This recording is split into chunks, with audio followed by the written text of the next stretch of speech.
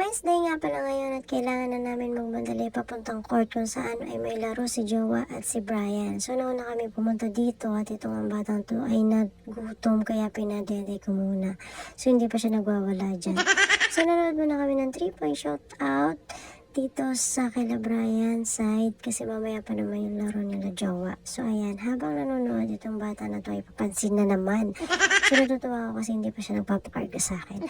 So ayan, nilagyan ko siya ng laruan at maya-maya lang ay tara! Nagpakarga na ulit siya. So may sinasabi pa siya dyan. So pagkatapos namin nanood sa kabila ay lumipat kami dito sa kabilang court kung saan ay laro naman nila Kuya Song at ni Jowa.